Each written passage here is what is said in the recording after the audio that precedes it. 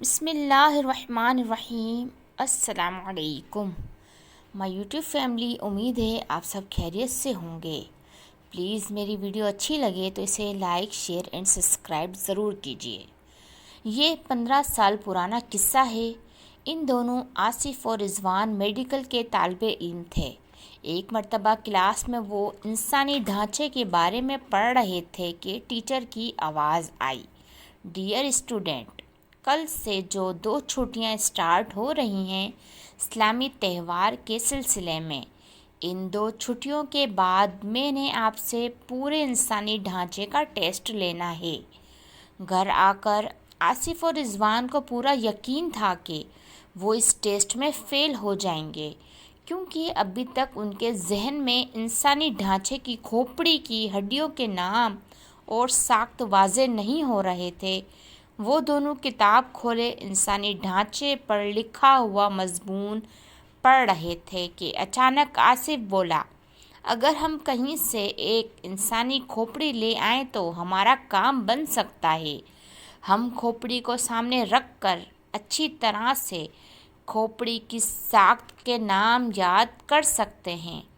رضوان نے کہا، ارے بھائی، یہ جو ہم اپنے موبائل پر نیٹ سے کھوپڑی کی فوٹو اور معلومات نکال کر سامنے رکھے ہوئے ہیں کہ اس سے بات نہیں بن سکتی ہے؟ آصف نے جواب دیتے ہوئے کہا، مستقبل کے ڈاکٹر رضوان صاحب، ہاتھ میں پکڑی ہوئی چیز کی بات ہی کچھ اور ہوتی ہے۔ مانا کہ نیٹ پر سب کچھ ہے، مگر یہ صرف موبائل کی اسکرین کی حد تک ہے۔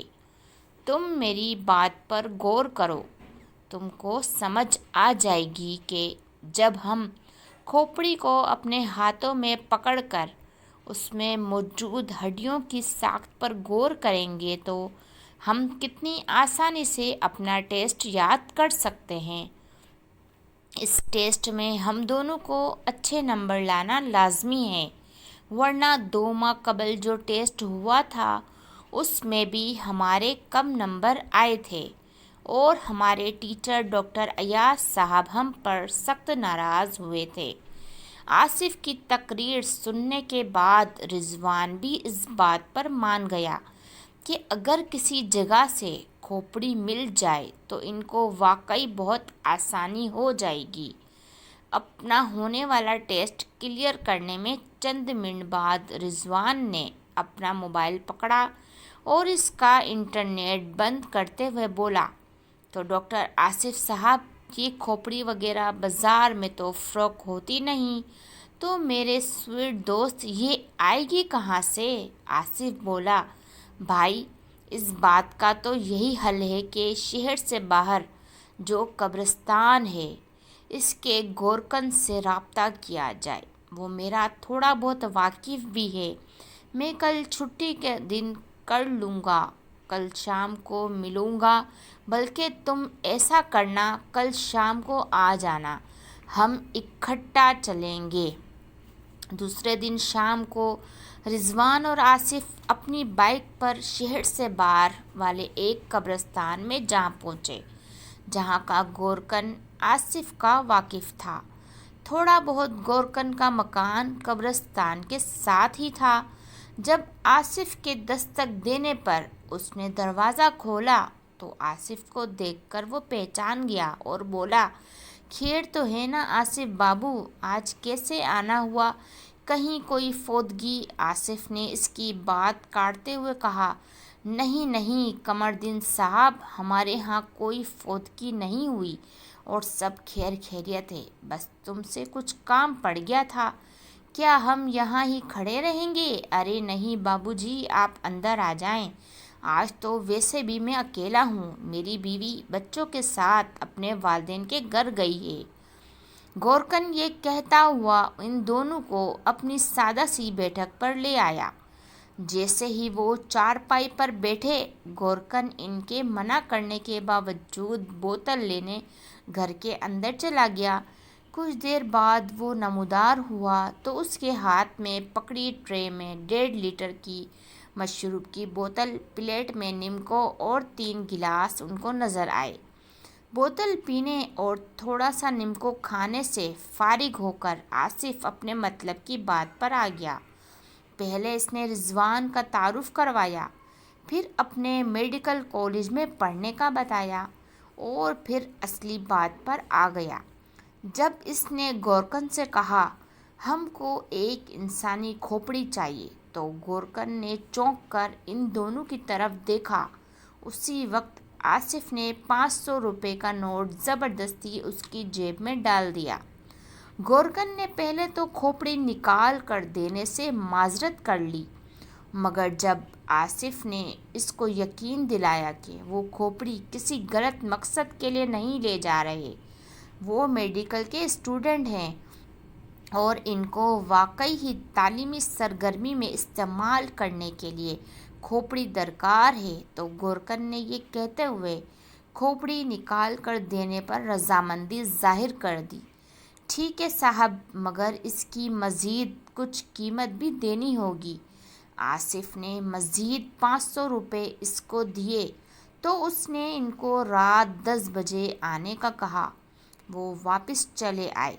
घर आके रिजवान ने आसिफ को कहा, आसिफ मैं तो पहली मर्तबा इतनी रात गए कब्रिस्तान जाऊंगा, कहीं मुझे कोई रूह ही ना चिमट जाए। तो आसिफ हंसता हुआ बोला, एक गामर, तो मैं क्या रोज़ रात को कब्रिस्तान जाता हूँ? क्या मैं कफन चोर हूँ?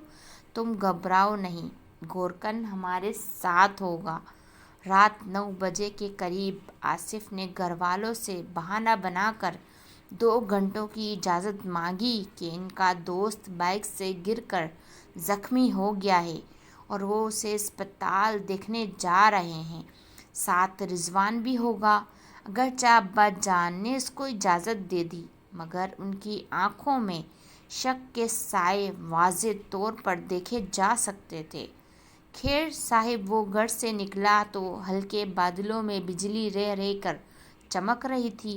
रिजवान को साथ लेकर वो जब शहर से बाहर बड़े कब्रिस्तान की सड़क पर मुड़े तो मौसम हल्की हल्की हवा चलने और बिजली चमकने से मज़ीद पुरअसरार हो गया। कब्रिस्तान से करीब ही गोरकन का मकान था। गोरकन को साथ लिया। गोरकन ने खोदने वाली कदाल और एक टॉर्च हाथ में पकड़ी हुई थी। कब्रिस्तान के गेट में दाखिल होते ही जब बिजली चमकी तो एक लम्हे के लिए इनको कब्रों की तवील कतार नज़र आई। तब इन दोनों के दिल खौफ से धड़क उठे और जिसमें खौफ की लहर दौड़ने लगी। रिजवान ने एक लम्हे के लिए सोचा कि वो वापस चला जाए, मगर फिर दोस्त के साथ होने का हौसला पाकर वो भी आगे बढ़ता गया। कब्रिस्तान के दरख्त चमकती हुई बिजली में नज़र आ जाते, वरना उनके साए गहरे काले रंग के लग रहे थे, जैसे बहुत सारी चुड़ैलें एक साथ खड़ी हो। कुछ दूर चलने के बाद गोरकन बोला, साहब ये कब्र किसी वक़ार साहब की है और मैंने देखा है इसकी देखभाल को बहुत कम आते हैं इसके वारिस, तो मैं आपको इसकी खोपड़ी ही निकाल देता हूँ। ये कहकर वो अपना बेलचा सा जो उसने हाथ में पकड़ा हुआ था, उसने कब्र की मिट्टी हटाने लगा। आसिफ बाबू, गोरकन ने हिदायत देते हुए कहा, आप ये टॉर्च सिर्फ इस कब्र पे रखो, इधर उधर ना रोशनी करना। रिजवान एक तरफ खड़ा ये खौफनाक कब्रिस्तान देख रहा था। डर के मारे इसके पसीने छूट रहे थे, मगर वो अपनी बेइज्जती के डर से वापस नहीं जा रहा था। थोड़ी देर में गोरकन ने मिट्टी हटा दी। पत्थर की सिल उसने ज़रा सी खिसका कर हटाई और फिर चंद ही मिनटों में कब्र ओपन हो चुकी थी। अब तो टॉर्च पकड़े आसिफ का दिल भी नामालूम खौफ से घबरा उठा। वो अब टॉर्च की रोशनी तो कब्र के अंदर देखने की हिम्मत उसकी भी नहीं हो रही थी। उसने वक्त काटने के लिए गोरकन से सवाल कर दिया, कमरदीन तुमको डर नहीं लगता कब्रिस्तान में? तो वो बोला, साहब अगर हम डर गए तो फिर पेट कैसे भरेगा हमारे बच्चों का? हमारे तो बाप दादा का यही काम है जो कि अब मैं कर रहा हूँ। کچھ دیر بعد گورکن نے جب اپنا ہاتھ قبر سے نکالا تو اس کے ہاتھ میں خربوزے کی طرح پکڑی ہوئی کھوپڑی دیکھ کر رضوان آصف بھی گھبرا گیا۔ گورکن نے اپنی جیب سے کپڑے کا کالا تھیلا نکالتے ہوئے انسانی کھوپڑی کو اس میں خربوزے کی طرح ڈال دیا، پھر وہ تھیلا ایک سائیڈ پر رکھ کر قبر کو بند کرنے لگا۔ کچھ وقت کی محنت کے بعد قبر بند ہو گئی۔ تب گورکن نے مٹی پھر سے قبر پر ڈالی اور ہاتھ جھاڑتا ہوا کہنے لگا، یہ لو صاحب اپنی مطلوبہ چیز۔